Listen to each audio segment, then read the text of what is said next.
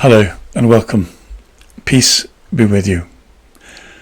We're in the middle of a very serious culture war, which has a strong spiritual and ideological dimension to it. And one of the things I want to do in two videos is to look at the way in which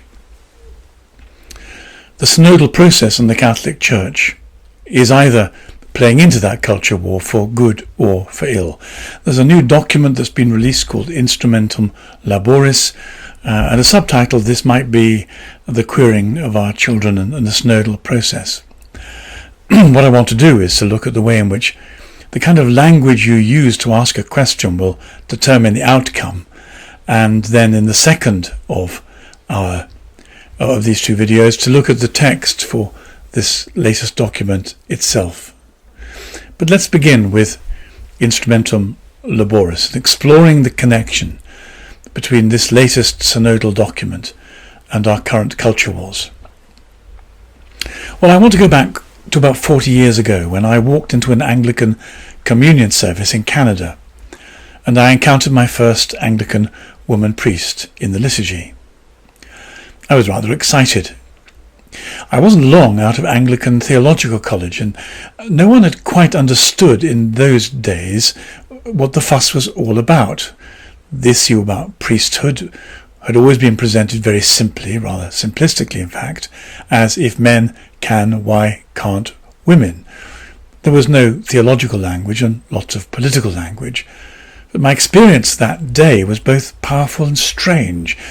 I found myself with a severe and incomprehensible clash between what we might call rationality and intuition, head against heart, which would in fact act as a commentary in the future for both church and society on this issue. Actually, it's taken me about 40 years to understand the implications of the experience that I had in that moment, to join the dots, as we say. Even now, very few people find themselves able to join the dots between the desire of the church to reach out, to be in touch with a secular progressive culture, to speak its language a bit, and what appears to be the paradoxical sexual depravity that culture contains, where there's a degree of social control and exclusion which actually happens to be exercised against Christians in particular and traditionalists in general.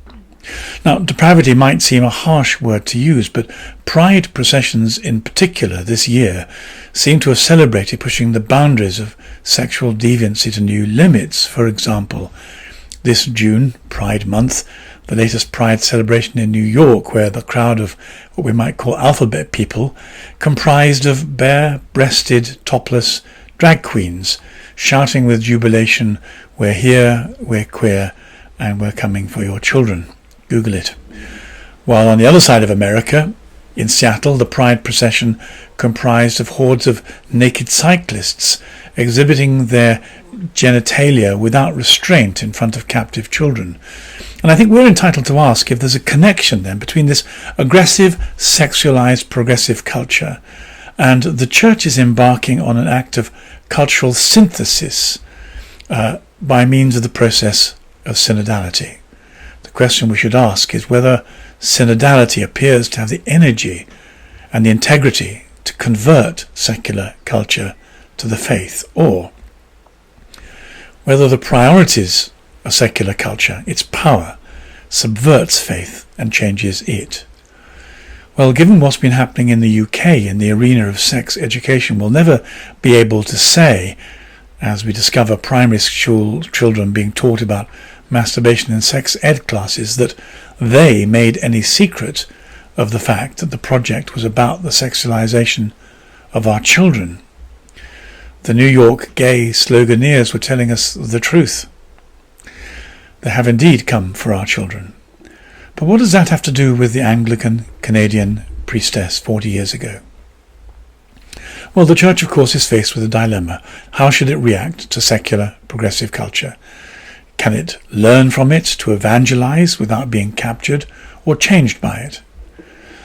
Well, the answer that the experience of the Protestant churches have had demonstrates that they've seriously underestimated the force and the ambition of some of the ideas and values in progressive culture, a movement they took to be simply about fairness, has turned out not to be metaphysically or theologically neutral at all.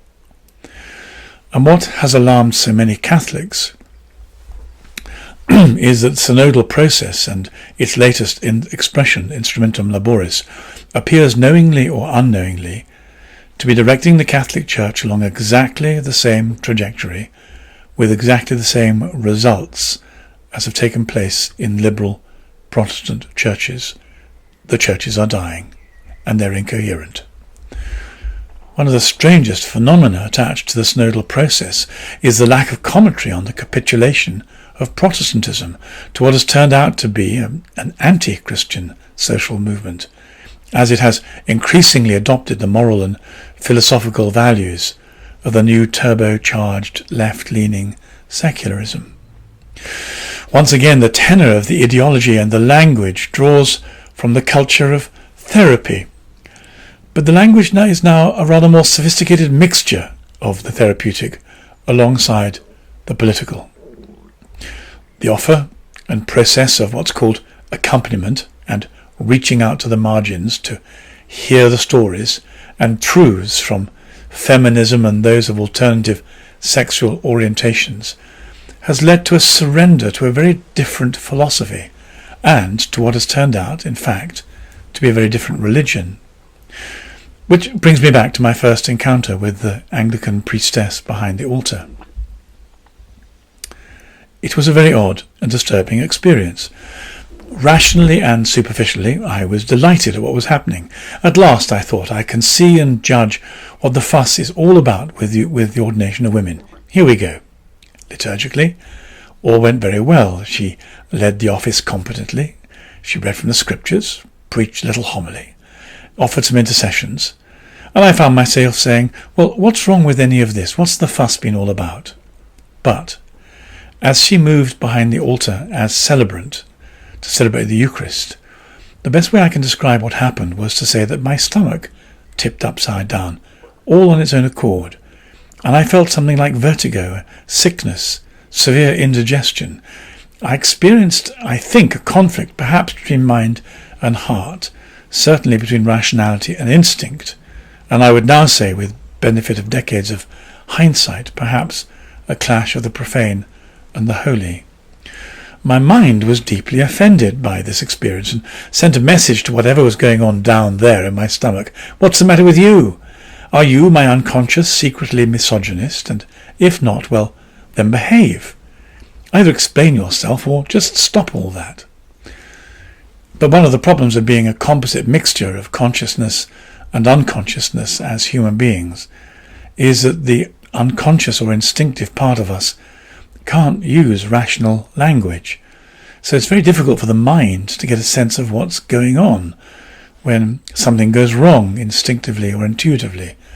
The mind can hear the alarm bells, but it doesn't know why they're ringing. However, this odd disturbance, I thought, framed the tensions of what was to follow in the wider church as the church grappled with demands and assumptions of secularism, relativism and feminism. Well, there isn't space here for more than a few brief reflections, but perhaps one of the first ones ought to be the fact that the language we choose to express ourselves or to ask questions in and analyse our judgments in will in part determine the conclusions we arrive at, which takes us, of course, to the language and process of synodality. The language of synodality uses a particular tone of voice and language of encounter. It's drawn mainly from the culture of what we might call psychopolitics. Accompaniment, the integration of the alienated, are a mixture of the preoccupations and priorities of psychotherapy and Marxist analysis, and their prescription.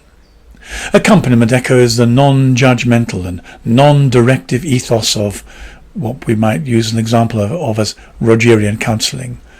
The recognition and empowering of the outsider, while having faint echoes in the concerns of the prophets, it's true, is in fact the mainstay of the redistribution of power relations dreamt up by left-wing progressive politics. In fact, the ordination of women in Protestantism proved to be both a cause and a symptom of the secularization of the faith in the West. Put at its simplest, the women who were ordained were all feminists. The women in the West in the last 3 generations have been immersed in feminism, both through culture and education. Actually, so have many of the men. And although feminism is complex and has now reached what some critics would call its 4th wave of sophisticated development, it has always contained certain integral features which are really important to identify. It was and is committed to a philosophical relativism, mirroring the mantra that men and women are interchangeable. This was accompanied by a worldview that suggested that all kinds of things were interchangeable. Different views were as good as each other. This played a powerful role in undermining any absolutist claims of Christ and the Church. Feminism's preference for universalism was made any exercise of the gift of discernment, the distinguishing between good and evil, almost impossible for a church that took on its values. Neither therapy nor the secular preference for blaming evil on sociological disadvantages allowed for a recognition of the fact of metaphysical evil. And there's long been an allegiance between feminism and homosexual political and ethical rehabilitation.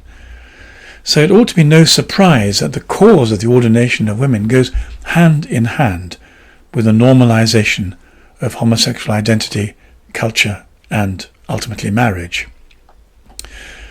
Listening and accompanying can only have the effect of restraining our capacity to critique and do a metaphysical and theological analysis. It does this by promoting an exchange of philosophical categories. Holiness is exchanged for psychological healing and political utopianism. The categories of the judgment of the Church, rooted in scripture and tradition, become an expression of oppression and injustice. And all this is achieved very simply by making accompaniment, listening, and non-judgmentalism the language of encounter and assessment in terms of what's going on. In other words, the language of inquiry determines the content of the outcome.